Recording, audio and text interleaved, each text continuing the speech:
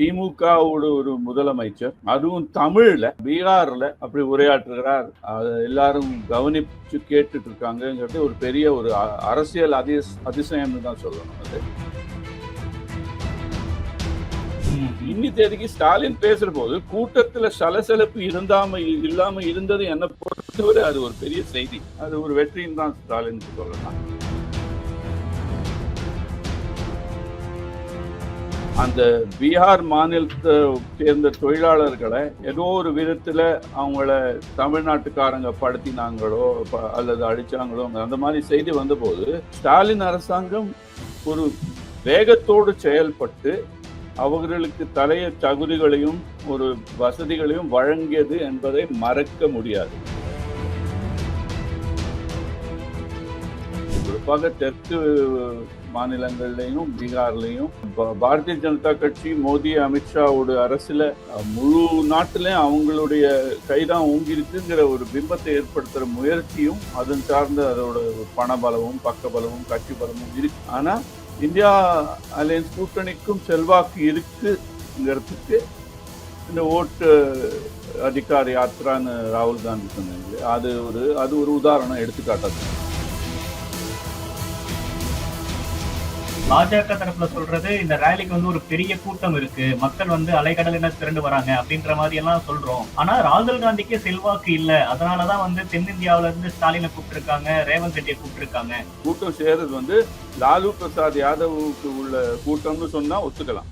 ராகுல் காந்தி லாலு பிரசாத் முதுகல தேறி பீகாருக்கு வராரு, அவருக்கு மேல தன்னோட உயரத்தை கூட்டிக்கிறார் சொன்னா அதுல ஒரு நியாயம். ஆனா ஸ்டாலினுக்கும் பீகாருக்கும் ஸ்டாலின் பீகாருக்கு வந்ததே ஒரு பெரிய செய்திங்க. ஆனா இது ஒரு முன்னணியில ஒரு 2024 தேர்தலோட அந்த கூட்டணி என்பது இந்தியா கூட்டணி என்பது முடிந்து போகவில்லை என்பதற்கு ஒரு எடுத்துக்காட்டு. அவ்வளவு. ராகுல் காந்தி ஏற்படுத்தி இருக்கக்கூடிய அந்த ஓட்டர் அதிகார யாத்திரா அப்படின்ற ரேலி இந்தியா கூட்டணி பக்கம் ஒரு மொமெண்டம் திருப்பியிருக்காரு அப்படின்னு சொல்ல முடியாது பிரதீப். ஒரு அளவுக்கு பீகார் மாநிலத்துல ஏற்கனவே லாலு யாதவுக்கு ஒரு செல்வாக்கு இருக்கு அவங்க கட்சி. அதனால அந்த ஆன்டி இன்கம்பன்சிங்கிற ஆங்கிள் பார்த்தீங்கன்னா எதிர்கட்சிக்கு ஒரு வேவ் இல்லாட்டாலும் ஒரு ரொம்ப பெரிய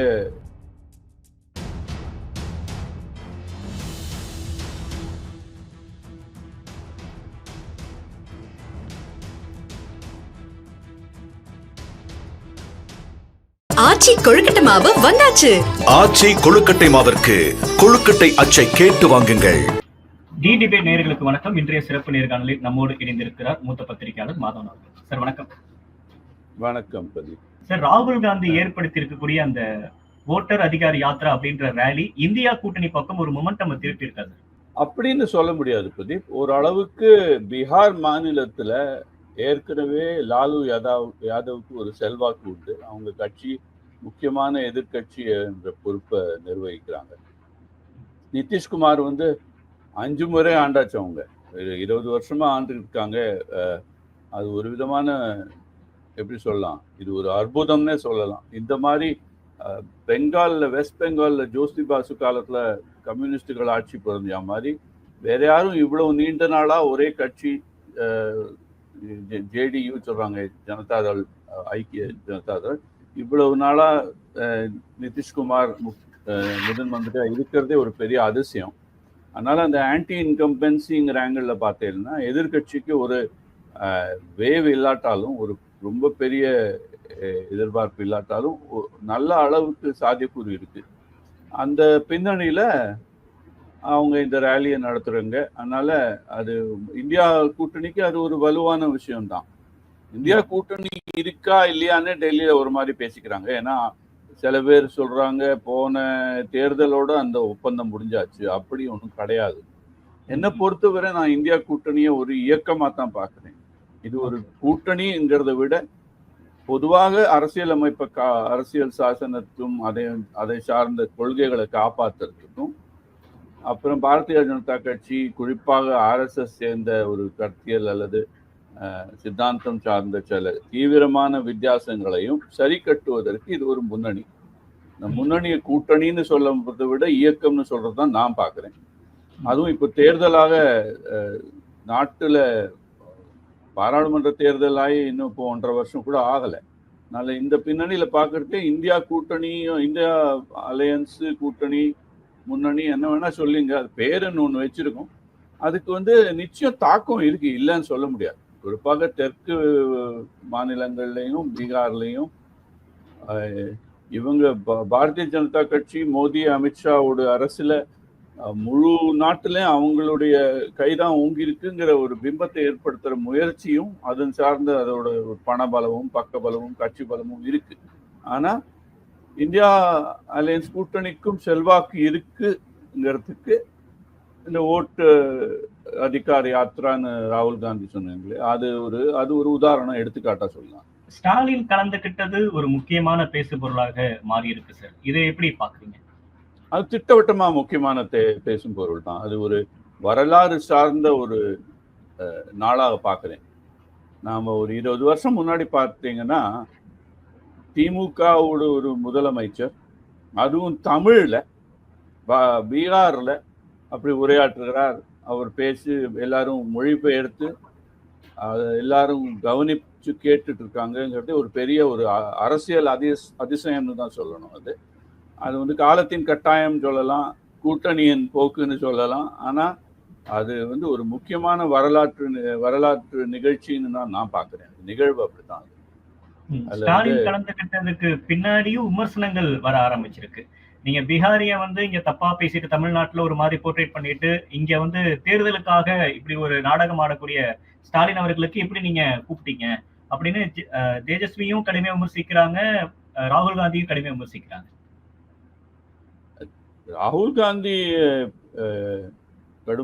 ராகுல் காந்தியை கடுமையா விமர்சிக்கிறது தேஜஸ்வின்னு ஒத்துக்கலாம். வேற தேஜஸ்வி சொல்றாருன்னா அதுக்கு ஒரு தேஜஸ்வி, ஆமா, இப்போ இந்திய அரசியல்ல ஒரு பெரிய குழப்பம் இருக்கு. கர்நாடக மாநிலத்துல தேஜஸ்வி சூர்யா பாரதிய ஜனதா கட்சியோட இடம் தலைவரா இருக்காரு. அந்த பக்கம் தேஜஸ்வி யாதவ். நீங்க எந்த தேஜஸ்வியை பத்தி பேசுறீங்கன்னே ஒரு நிமிஷத்துக்கு குழப்பம் ஏற்பட்டு, அது கிடைக்கட்டும். நம்ம சொல்றது தேஜஸ்வி யாதவ் இப்போ நீங்க பாத்தீங்கன்னா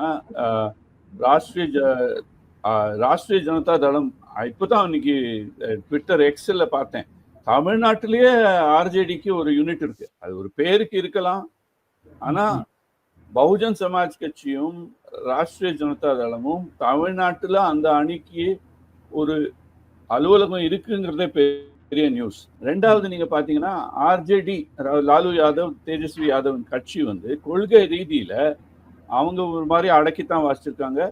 திமுகவை பத்தியும் விமர்சிக்கிறதே ஒரு நியாயமா நான் நினைக்கல. ஏன்னா பொதுவாக பீகார் மாநிலத்தை சேர்ந்தவங்க எல்லாம் கொஞ்சம் பானிபூரின்னு சும்மா இப்போ சீக்கியர்களை பத்தி தமிழர்களை பத்தி ஒவ்வொரு உலகத்திலேயே இது ஒரு சாதாரண விஷயம்.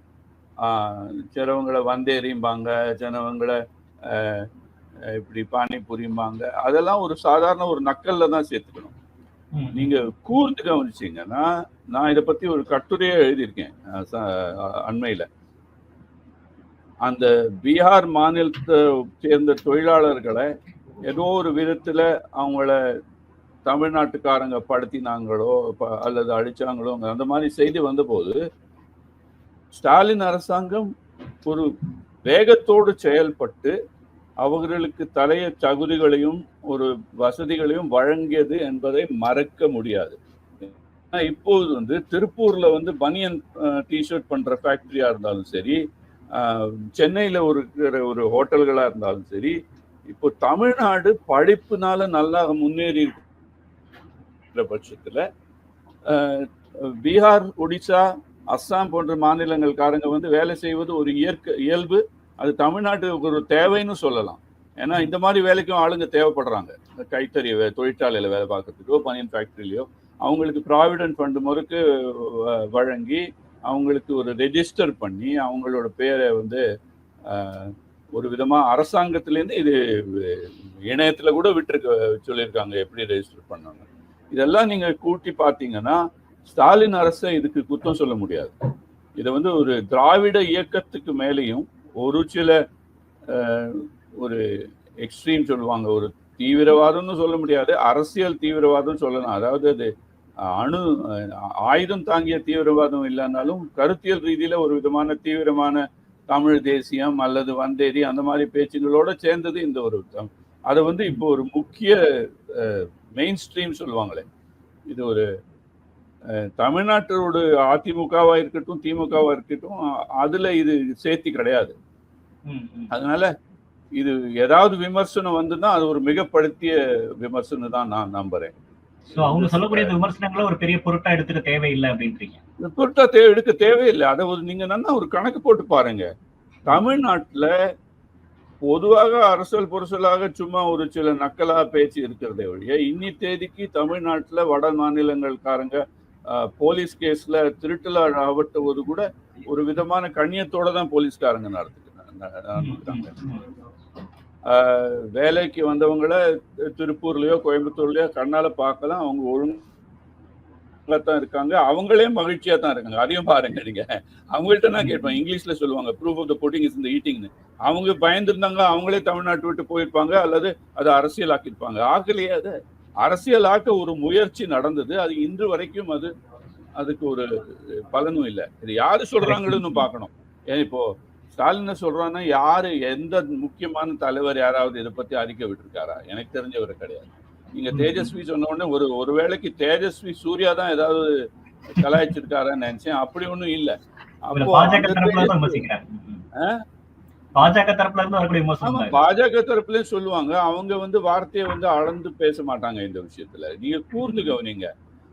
என்ன அவர் என்ன லாலு பிரசாத் யாதவ் இவ்வளவு ஸ்டாலினுக்கு இவ்வளவு முக்கியத்துவம் கொடுத்து அவங்கள ஒரு நேற்றுக்கு நீங்க பாத்தீங்கன்னா ஸ்டாலின் அவர்களுக்கு ப்ராப்பரா ஊர்வலமாக போய் அவர் பேசுறத நான் பல ஜேர்னலிஸ்ட் ஒரு பத்திரிகையாளனாக நான் பல விதமான அரசியல் கூட்டத்துல கலந்துருக்கேன். சோனியா காந்தி அரசியல் நுழைஞ்ச போது ஸ்ரீபெரும்புதூர் இருந்தேன். காஷ்மீர்ல தீவிரவாதம் அனுபவம் காஷ்மீர்ல போயிருக்கேன். எல்லாத்தையும் உத்து பாத்தீங்கன்னா எல்லாத்துக்கும் ஒரு ப்ரொபோர்ஷனேட்டா பார்க்கணும். அதுல ஏதாவது ஆதாரம் இருக்கா பார்க்கணும். இன்னி தேதிக்கு ஸ்டாலின் பேசுற போது கூட்டத்துல சலசலப்பு இல்லாம இருந்தது என்ன பொறுத்தவரை அது ஒரு பெரிய செய்தி. ஏன்னா நான் வெளியூர்காரங்க பேசுறதே அரசியல் கூட்டத்துல யாரும் இவ்வளவு சலசலப்பு இல்லாம இருக்க மாட்டாங்க. அதே ஓரளவுக்கு அது ஒரு வெற்றின்னு தான் ஸ்டாலினுக்கு சொல்லலாம். இது ஒரு இன்னொரு நிகழ்வா தான் பார்க்கணும். இன்னொரு பக்கம் பாஜக தரப்புல சொல்றது இந்த ரேலிக்கு ஒரு பெரிய கூட்டம் இருக்கு, மக்கள் அலைக்கடலின திரண்டு வராங்க அப்படின்ற மாதிரி எல்லாம் சொல்றோம். ஆனா ராகுல் காந்திக்கே செல்வாக்கு இல்ல, அதனாலதான் தென்னிந்தியாவில இருந்து ஸ்டாலினை கூப்பிட்டு இருக்காங்க, ரேவந்த் ரெட்டியை கூப்பிட்டு இருக்காங்க அப்படின்ற மாதிரியான விமர்சனங்கள் முன்வைக்கப்படுது. இது பொதுவா இதுலயும் ஒரு ஆழம் இல்லைன்னு தான் சொல்லுவேன். பாருங்களேன், நீங்க ஸ்டாலினை கூப்பிட்டு பீகார்ல எதுக்காக கூட்டம் சேருது லாலு பிரசாத் யாதவுக்கு உள்ள கூட்டம்னு சொன்னா ஒத்துக்கலாம். அது ஒரு நியாயமான விமர்சனம். ராகுல் காந்தி லாலு பிரசாத் முதுகல தேறி பீகாருக்கு வராரு, அவருக்கு மேல தன்னோட உயரத்தை கூட்டிக்கிறார் சொன்னா அதுல ஒரு நியாயம் இருக்கு. ஆனா ஸ்டாலின் பீகாருக்கு வந்ததே ஒரு பெரிய செய்திங்க. ஆனா இது ஒரு முன்னணியில இது நாட்டுல தேச அளவுல இது ஒரு முன்னணி இன்னமும் இருக்கு. 2024 தேர்தலோட அந்த கூட்டணி என்பது இந்தியா கூட்டணி என்பது முடிந்து போகவில்லை என்பதற்கு ஒரு எடுத்துக்காட்டு. அவ்வளவுதான். அது தவிர சொல்றதுக்கு அதுல ஒன்றும் இல்லை. ஸ்டாலினை கொள்கை அளவு கூர்ந்து கவனிக்க வேண்டிய விஷயம் என்னன்னு நேற்றுக்கு நான் விமர்சனம் கேட்டுருந்தேன் ஹிந்தி சேனல்ல. இன்ஃபேக்ட் தூர்தர்ஷன்ல சொல்லியிருந்தாங்க, ஸ்டாலின் இந்தியோட எதிரின்னு பாரதிய ஜனதா கட்சிக்காரர் பேசியிருந்தார். அதுல நுணுக்கமா பார்க்க வேண்டிய விஷயம்னா திராவிட இயக்கமும் திராவிட முன்னேற்ற கழகமும் 1965-66 இந்தி ஒழிக என்ற சட்டத்தை கோஷத்தை எழுப்பி முன்னேறினதும் உண்மை. ஒரு 2 வருஷத்துக்கு முன்னாடி இந்தி தெரியாது போடான்னு டிஷர்ட் போட்டிருந்ததும் உண்மை. ஆனா கொள்கை ரீதியிலே அரசியலோட ஒரு அபிஷியல் பார்ட்டி சொல்லுவாங்களே, ஆதாரபூர்வமாக கட்சியிலிருந்து அறிக்கைகளையும் முக்கியமான தலைவர்களையும் பேச்சையும் நீங்க அளந்து பார்த்தீங்கன்னா அவங்க மும்மொழி கொள்கையை தான் எதிர்க்கிறாங்களே ஒழிய இந்திய எதிர்க்கல. நானே இந்திய திணிப்பை எதிர்க்கல கேட்டிருக்கேன். சரவண அண்ணாதுரை இருக்காரு, நம்ம ஹிந்தி திணிப்பதான் எதிர்க்கிறாங்க ஒழிய ஹிந்தி எதிர்க்கலன்னு சொன்னாங்க. ஆமா, இந்தி திணிப்பதை எடுத்துறாங்க. அப்புறம் அது ஒரு தனி மனிதனின் உரிமை ஒழிய தமிழ்நாடு அரசாங்கம் கொள்கை ரீதியாக மும்மொழி கொள்கையை எதிர்க்கும். ஏனென்றால் ஒரு விதமாக இந்தியை திணிப்பதற்கு ஒரு முயற்சி என்பதுதான் திராவிட முன்னேற்ற கழகம் சொல்றது. அதுல கவனிக்க வேண்டிய விஷயம்னா, வடநாட்டுல ரொம்ப நாளாவே ஒரு தோற்றம், ஒரு பிம்பம் இருக்கு. அது என்னன்னா, திராவிட முன்னேற்ற கழகம், திராவிட இயக்கம் பொதுவாக இந்தியை எதிர்க்கிறது. ஏன்னா அதுல உள்ள கொள்கை சார்ந்த நுணுக்கத்தை தெரிஞ்சுக்காம அவங்க பொதுவாகவே இந்தி மொழியே எதிர்க்கிறாங்கன்னு நினைக்கிறாங்க. ஆனா இப்ப திராவிட முன்னேற்ற திமுகவுடைய யாரோ ஒரு ஸ்போக்ஸ்மேன் சொல்லியிருந்தாரு, அமிதாப் பச்சனை நாங்கள் கூட பார்ப்போங்கிற மாதிரி. அதாவது என்னன்னா, இது இந்தி மொழிக்கு எதிர்ப்பு இல்லை, இந்தி சினிமாக்கு எதிர்ப்பு இல்லை, இந்தி தனியார் பள்ளியில அவங்க இந்தி சொல்லி கொடுத்தா அதுக்கும் எதிர்ப்பு இல்லை. அது ஒரு காலத்துல இருந்திருக்கலாம், 60களில் ஒரு தீவிரத்துல இருக்கிறதே இப்படி அப்படி கொஞ்சம் எகிரி இருக்கலாம். ஆனா இது மாறின கட்டாயம். அதுல நுணுக்கமா கவனிக்க வேண்டியது என்னன்னா, லாலு பிரசாத் யாதவும் ஸ்டாலினும் சமூக நீதி கொள்கைய கையில வச்சு, ஜாதி கணக்கெடுப்பு மனசுல வச்சு, பாரதிய ஜனதா கட்சியை எதிர்க்கிறதையும் மனசுல வச்சு, அது ஒரு கூட்டணியாக அந்த கொள்கைக்காக சேர்ந்த இது கூட்டணி. இது அதை அந்த பின்புலங்க தான் இதை பார்க்கணும். நீங்க இன்னொரு இதுல முக்கியமான பாயிண்ட் இப்ப பிஜேபி இவங்க ரேலிக்கு எதிராக குரல் கொடுக்கறத பார்க்க முடியுது. இவங்களும் எஸ்ஐஆர் விஷயத்தை முன்னிறுத்துறாங்க. வாக்கு திருட்டுல பாஜக ஈடுபடுதுன்னு சொல்லிட்டு இந்த பக்கம் ராகுல் காந்தி, தேஜஸ்வி யாதவ் எல்லாம் ஒரு பிரச்சாரத்தை மேற்கொள்றாங்க. ஆனா அதுல நிதிஷை பாக்குறப்ப நிதிஷ் ஒரு மாதிரி லைம் லைட்ல இல்லாத இருக்கிற மாதிரி இருக்கே சார். அது ஒன்றும் அது புரிஞ்சுக்கிறதுல ஒரு கஷ்டமே இல்லை. அது நீங்க நான் போன வாட்டி உங்களோட நான் பேசின போதே சொன்னேன், ஜாதி அது சமூகம்னு ரொம்ப ஒரு சாபிஸ்டிகேட்டடா ஒரு மேலெழுந்த வாரியா மேல்பூச்சாக சொல்லிக்கிறாங்க. அடிப்படையில் இருக்கிறது ஒரு ஜாதி அரசியல். அல்லது சமூக அரசியல் சொல்லலாம், சமூக நீதின்னு சொல்லலாம். பொதுவாக இப்ப தமிழ்நாட்டை எடுத்தீங்கன்னா, வன்னியர் சங்கத்திலேருந்து பாட்டாளி மக்கள் கட்சி உருவாயிட்டு அதுல இப்போ அப்பாவும் பிள்ளைங்க சண்டை போட்டுட்டு இருக்காங்க. ஆனா அவங்களுடைய கொள்கைன்னா என்ன பார்த்தீங்கன்னா, அவங்க வன்னியர் சமூகத்துக்கு எந்த அளவுக்கு அவங்க இடஒதுக்கீடு, அப்புறம் அப்வர்ட் சோசியல் மொபிலிட்டிம்பாங்க இங்கிலீஷ்ல. சமூகவியல் நிபுணர்கள்லாம் அதை அப்வர்ட் சோசியல் மொபிலிட்டிம்பாங்க. அதுக்கு அர்த்தம் என்னன்னா, சமூகத்துல அவங்களே மேல் பக்கமாக செல்லும் ஒரு முயற்சி. அந்த முயற்சிக்கு சார்ந்த ஹெல்ப், அதுக்கு சாதகமா இருக்கிறவங்க யாரா இருந்தாலும் அவங்க சேர்ந்துப்பாங்க. இன்னைக்கு திமுக, நாளைக்கு அதிமுக, நாளைக்கு யாரு கண்டா அவங்க விஜயோட கூட போய் நிக்கலாம்.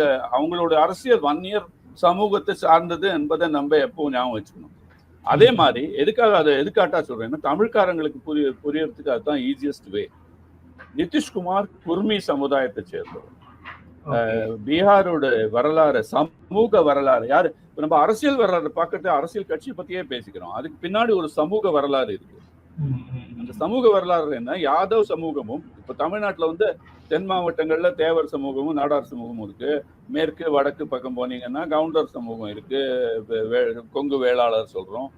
அந்த மாதிரி பீகார்ல குர்மி சமூகத்தை சேர்ந்தவங்க, அவங்களுக்கும் யாதவ் சமூகத்தை சேர்ந்தவங்களுக்கும் ஒரு விதமான சமூக லெவல்ல ஒரு போட்டி மாதிரி இருக்கு. அதாவது யாரு முன்னேறணும். அந்த முன்னேற்றத்தில் ஜனதாதள் யுனைடெட் குர்மி சமூகத்தை சேர்ந்தவங்களோட தலைவரா நிதிஷ் இருக்கார். அந்த சமூகம் அவரை ஒரு மாதிரி நடத்தி செல்றது. அதுல அவங்களுக்கு லாலுவே ஓவராக இடம் கொடுத்தாலும், ஒரு காலத்துல லாலுவும் அவருமா சேர்ந்துதான் காங்கிரஸை நடத்திட்டு தாங்க வந்தாங்க. பாரதிய ஜனதா கட்சியும் எடுத்துட்டாங்க. அப்புறம் பாரதிய ஜனதா கட்சியின் காலத்தின் கட்டாயம் எல்லா இடத்துலயும் பாருங்க. பாரதிய ஜனதா கட்சியோட அரசியல்லாம் சதுரங்கம்லாம் புரியறது ரொம்ப ஈஸி. தெற்கு போக போக ஒவ்வொரு மாநிலத்திலையும் ஒரு கூட்டணி வச்சு, அதுக்கப்புறம் கொஞ்சம் கொஞ்சமாக அந்த இடத்தை தானும் எடுத்துக் கொள்வது என்பதுதான் பாரதிய ஜனதா கட்சியின் நீண்ட நாள் நோக்கம். அந்த நீண்ட நாள் நோக்கத்துக்குள்ள அவங்க இன்னைக்கு கூட்டணி செய்தவங்களுக்கே ஒரு மாதிரி கிதும்னு பயமாவும் இருக்கும். நாளைக்கு இவங்க சிவசேனாவை மகாராஷ்டிரால நாத்தினா மாதிரி நம்மளையும் நாத்திப்பாங்க. அதனால நிதிஷ்குமாரோட ஒரு என்ன சொல்லுவாங்க, அது இக்கட்டான சூழ்நிலை என்னன்னா, அவர் பாரதிய ஜனதா கட்சியோட சேர்ந்ததுனால ஆட்சி இருக்கு. பாரதிய ஜனதா கட்சிக்கும் ஜனதாதள் யுனைடெட் தேவைப்படுகிறது. இப்போ அவங்க ஒருத்தருக்கு அதை உதவிட்டு அது ஒரு 20 வருஷமா இது நடந்துட்டு இருக்கு. நடுவில் அவர் இந்தியா கூட்டணிக்கு ஒரு நாள் வரப்பாடுறாங்க. ஒரு மாதிரி பிரதமராக ஆசையில நிதிஷ்குமார் வந்தார். நிதிஷ்குமார் ஒரு காலத்துல எனக்கு பர்சனலா தெரிஞ்சிருந்த காலம். அவங்களை இளமையில நாங்களும் பார்த்துருக்கேன், அவரையும் பார்த்துருக்கேன். அவரும் என்னை பார்த்துருக்காரு. அதனால எனக்கு அவருடைய பின்னணியும் தெரியும். அவர் நல்லா படிச்ச இன்ஜினியரு. அப்போ அவர் வந்து தன்னோட சமூகத்துக்கும் அப்புறம் கூடவே ஒரு விதமான சோஷியலிசம், அதாவது பொதுவா ஒரு லாலு யாதவை பார்க்கறதே அவர் ஒரு விதமான ஒரு சோபிஸ்டிகேட்டட் ஆள் தான் சொல்லணும். ஒரு மாதிரி படித்தவர். லாலு யாதவும் வக்கீல் தான் அவர். ஆனால் இந்த நிதிஷ் வந்து அவருடைய பர்சனாலிட்டி வந்து பாரதிய ஜனதா கட்சியோட அதிகமாக ஒட்டு போயிருக்கு. அவருடைய சமூகமும் அதுக்கு கூட இருக்கு. அதனால அவர் வந்து பாரதிய ஜனதா கட்சியோட ஒரு இங்கிலீஷ்ல சொல்லுவாங்கன்னா மேரேஜ் ஆஃப் கன்வீனியன்ஸ். இது வந்து ஒரு சூழ்நிலைக்கேற்ற ஒரு சம்பந்தமே ஒழிய இது வந்து ஆழமான அன்போ அல்லது கருத்தியல் ரீதியில உள்ள ஒற்றுமைன்னு சொல்ல முடியாது. ஆனா அதுக்கு அவருடைய ஒரு நம்ம தமிழ்ல சொன்னோம், அவர் ஜாதகம் அப்படி, அவருடைய அந்த நிலை அப்படி, அவரு அந்த அந்த அந்த சூழ்நிலைக்கு அவர் தகுந்த மாதிரி அவர் நடந்துருக்காரு. அவ்வளவு சார். இப்ப இந்த ஒரு ரேலி வரக்கூடிய எலெக்ஷன்ல எந்த அளவுக்கு ஒரு தாக்கத்தை வந்து ஏற்படுத்தும் நினைக்கிறீங்க சார்? எனக்கு என்ன பொறுத்த வரைக்கும் ஓட்டு பீகார்ல வந்து ஒரு அரசியல் மாற்றத்துக்குள்ள அறிகுறிகள் நன்னாவே தென்படுறது. அந்த என்ன கேட்டீங்கன்னா பாரதிய ஜனதா கட்சியை ரொம்ப நாளா பார்த்துருக்கேன். அதனால அவங்களுடைய என்ன சொல்லுவாங்க வியூகம் எப்படி இருக்கும்னா, கூடிய மட்டும் ஜெயிக்கிறதுக்கு சான்ஸ் இல்லைனாலும் ஏதாவது பண்ணி அந்த இடத்துல தனக்கு சாதகமான ஒரு சூழ்நிலை, ஒரு நேரேட்டிவ், ஒரு விதமான பிம்பம் அதை ஏற்படுத்துறதுக்குள்ள முயற்சி எடுக்கும். இப்போ இந்த 65 லட்சம் ஓட்டர்களோட பேர் வந்து சுப்ரீம் கோர்ட்டுக்கு போய் தான் வெளியில வருது. தேர்தல் கமிஷன் அதாவது இது இவங்க எல்லாரையுமே வெளிநாட்டுக்காரனை சொல்ல முடியுமா, பங்களாதேஷ்ல இருந்து வந்தவங்க சொல்ல முடியுமா, அல்லது புலம் பெயர்ந்தவர்கள் சொல்ல முடியுமா, அல்லது செத்து போயிட்டாங்க சொல்ல முடியுமா? இந்த எண்ணிக்கையை பாருங்க, புள்ளி விவரத்தை கவனிங்க. 65 லட்சம் பேரை நீங்க வந்து ஒரு முழு பூஷணிக்காய சோத்துல மறைக்கிற மாதிரி கேஸ் இது. அது சுப்ரீம் கோர்ட் சொல்லிடுத்து இதை வெளிப்படுத்த வேணும். ஏன்னா அரசியல்ல வந்து அந்த ஓட்டு பின்னாடி சாவடியில போய் அந்த இவிஎம் பிரஸ் பண்றது அதுதான் ரகசியமா இருக்கணுமே ஒழிய மற்றதெல்லாம் ஒரு வெளிப்படைத்தன்மை இருக்க வேண்டும் என்பதுதான் ஜனநாயகத்தின் கொள்கை. அந்த கொள்கையை மீறி பாரதிய ஜனதா கட்சி நடந்துக்கிற மாதிரி தான் தோன்றுது. குறிப்பாக தேர்தல் கமிஷனும் ஒரு சுப்ரீம் கோர்ட்டு போய் உச்ச நீதிமன்றத்துல ஒரு குட்டு வாங்கியிருக்குங்கிறதும் உண்மை. அதெல்லாம் அரசியல் ரீதியில அதை எப்படி நீங்க இன்டர்பிரேட் பண்ணுவீங்க? அரசியல் ரீதியில என்னன்னா, பாரதிய ஜனதா கட்சி தன்னுடைய நிதிஷ்குமாரோட கூட்டணியில ஜெயிக்கும் சாத்தியக்கூறு கம்மியானதுனால ஏதாவது ஒரு முயற்சி பண்ணி தன்னுடைய சான்ஸை கூட்டிக்கிறதுக்கு இது ஒரு வழி. அதுல என்னன்னா, பொதுவாக நானும் அந்த அதாவது அது திட்டவட்டமா சொல்ல முடியாது. பொதுவாக என்னன்னா, ஏழைகள் குறிப்பாக ஜனதா தள் ராஷ்டிரிய ஜனதா தள் சேர்ந்த ஓட்டு வித்தியாசம் நீங்க கவனிச்சீங்கன்னா, போன தேர்தலில் கூட ஒரு தொகுதிக்கு 6000 ஓட்டு கூட வித்தியாசம் இருக்குல்ல. நிறைய தொகுதியில 1000-2000 ஓட்டுல வித்தியாசத்துல நிதிஷ்குமார் வந்து முதலமைச்சராக இருக்காரு. அந்த பின்னணியில நீங்க பாத்தீங்கன்னா, இந்த கணக்கெடுப்புனால, அதாவது ஓட்டு கணக்கெடுப்புனாலையும் 65 லட்சம் பேரை நகர்த்தினாலும் அந்த அந்த சான்ஸை வந்து கூட்டுறதுக்கு பதிலாக குறைக்கிறதுக்கு ஒரு முயற்சின்னு பார்க்கலாம். அந்த பின்னணியில ராகுல் காந்தி சொல்றது அரசியல் ரீதியில ஒரு நியாயமான சொல்லாட்டாலும் அது எதிர்பார்த்த ஒரு இதுதான். அவங்களும் ஒரு உஷார்படுத்துறதுக்காகத்தானே பண்ணுவாங்க. ஏன்னா அந்த 65 லட்சம் பேரு பாரதிய காங்கிரஸுக்கோ அல்லது ராஷ்டிரிய ஜனதா தளுக்கோ ஓட்டு போட இருந்தவங்கள பேர் நீக்கி அவங்கள ஓட்டு போட விடாம தடுக்கிறதுன்னு அவங்க சொல்றது காங்கிரஸோட கணிப்பு. அதுக்கு வந்து பின்னணியில அது வந்து சரியாகவும் படுறது ஓரளவுக்கு. இது ஒன்றும் சொல்றதுக்கு இல்லை. ஆனா அப்புறம் ஒரு ஃபெட்டிக் சொல்லுவாங்க. நிதிஷ்குமார் வந்து 20 வருஷத்துக்கு மேல ஆண்டவர்னா எல்லா பொதுவாக நம்மளுக்கு ஒரு எண்ணம் எப்படி ஏற்படும்னா, ஆமா 20 வருஷம் ஆச்சுன்னா அவருக்கு திருப்பி ஓட்டு விழுங்கிறதுக்கு மாதிரி அப்படி என்ன பண்ணிட்டாருன்னு கேட்க தோணும். அதெல்லாம் பார்க்கறதே இது ஒரு இயல்பான அரசியலா தான் நான் பார்க்கிறேன். சரி, அங்க இருக்கக்கூடிய செய்தி சேனல்கள் எல்லாமே சொல்லக்கூடிய ஒரு செய்தி வந்து, இந்த எஸ்ஐஆர் விவகாரமாகட்டும், இந்த ஓட் சோரி, இது எல்லாமே பாஜகவுக்கு நெகட்டிவா இருந்தாலும் பாஜக கையில் எடுக்கக்கூடிய அரசியல் அப்படின்றது, இப்ப ராமருக்கு ஒரு கோவில் கட்டின மாதிரி இங்க வந்து சீதாக்கு ஒரு கோவில் கட்டணும், அப்படின்ற ஒரு பிரச்சாரத்தை கையில் எடுப்பாங்க. அது கண்டிப்பா வந்து பாஜகவுக்கு ஒரு விதமான ஹெல்ப்ஃபுல்லா இருக்கும் அப்படின்ற மாதிரி சொல்றாங்க. ஆமா, அதுல சந்தேகமே இல்லை. ஏன்னா பாரதிய ஜனதா கட்சியை நீங்க வந்து எப்படி பார்க்கணும்னா, அவங்க வந்து கூட்டணி அரசியலை பொதுவாக அவாய்ட் பண்ணுவாங்க. அவங்க நீண்ட நாள் நோக்கு என்னன்னா, முழு தேசத்தையும் அந்த ஒரே கட்சி, அந்த ஒரே கருத்தியல், அந்த ஒரே தலைவர், அந்த நோக்கோட தான் அவங்க அணுகிறதுக்கு முயற்சி செய்வாங்க. ஆனா காலத்தின் கட்டாயத்தினாலையும் கூட்டணி அரசியல் வேணுங்கிறதுனாலையும் அங்கங்க சேர்ந்துப்பாங்க. ஆனா அது பண்றது ஒவ்வொரு இடத்துலயும் அவங்க அவங்களுக்காக இந்து மதம் அல்லது இந்துத்வா சித்தாந்தம் இதை மனசுல வச்சுட்டு தான் அவங்க அரசியல் பண்ணுவாங்க. உதாரணத்துக்கு உத்தரப்பிரதேசத்துல ராமர் கோவில் கட்டியாச்சு ஒழிய கிருஷ்ணர் கோவில் கட்டல, காசியில இன்னும் கட்டலைங்கிறாங்க. தமிழ்நாடே எடுத்துப்போம். தமிழ்நாட்டில் வந்து இந்து அறநிலைத்துறையெல்லாம் நடத்துகிற கோவில்லாம் அரசாங்கம் நடத்தக்கூடாது, திராவிடக்காரர்கள் நாஸ்திகர்கள் அவங்களுக்கு கடவுள் நம்பிக்கை இல்லாதவங்க பண்றாங்க. இதை பத்தி ஒரு பிரச்சாரம் நடந்துட்டே தான் இருக்கு. அதே மாதிரி பீகார்ல நடப்பதும் இயல்பு தான். அதுல சீதை, பீகார் சீதை வந்து பிறந்த இடம் ஜனக்பூர், அந்த இடம் பீகாரை சேர்ந்ததுங்கிறதுனால அந்த சீதை பேர் ராமர் சீதை. இப்போ ராஜேந்திர சமீபத்துல பிரதமர் மோடி வந்து தஞ்சாவூர்ல வந்து ராஜேந்திர சோழனை புகழ்ந்துட்டு போனார். பாராளுமன்றத்துல செங்கோலை வச்சிருக்காங்க. அதெல்லாம் சேர்த்து என்ன தெரியும்னா, அவங்க மதம் அல்லது மதர் சார்ந்த ஒரு கொள்கையோ அல்லது ஒரு ப்ராப்பும்பாங்க இங்கிலீஷ்ல, அது தமிழ்ல என்ன சொல்லணும் தெரியாது, ஒரு சிம்பல்னு சொல்லலாம். ஒரு அதை வச்சு அவங்க தன்னுடைய இந்துத்துவ கொள்கையையும் அதன் சார்ந்த ஒரு ஓட்டு வங்கியையும் உண்டாக்க உயர் முயற்சி பண்ணுவாங்க. அது எல்லா மாநிலத்திலயும் நடக்கிறது. இப்போ திருப்பதி கோவிலை வச்சுட்டு தான் ஆந்திர பிரதேசல நடந்தது.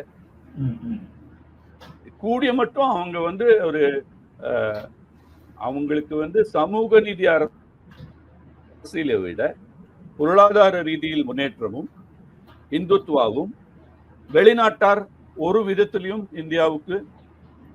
இந்தியாவுக்குள்ள நுழையக்கூடாது. அது இராணுவ மூலமாக இருந்தாலும் சரி, மதமாற்றம் மூலமாக இருந்தாலும் சரி, அல்லது நவீன கொள்கை இருக்குல்ல, சோசியலிசம் அல்லது கம்யூனிசம், அந்த மாதிரி கொள்கையும் இதெல்லாமே வெளிநாட்டு சார்ந்த நம்ம சனாதன தர்மத்தையோ அது பாரதிய நம்ம இந்திய பரம்பரையோ இந்து பரம்பரையோ ஒரு விதத்துல பாதிக்கும் என்கிற தீவிர நம்பிக்கையோட செயல்படுவதுதான் பாரதிய ஜனதா கட்சி. அந்த அந்த அந்த அந்த வேர்ல்டு வியூவாங்க, அந்த நோக்கோட தான் அவங்க எல்லாத்தையும் பார்ப்பாங்க.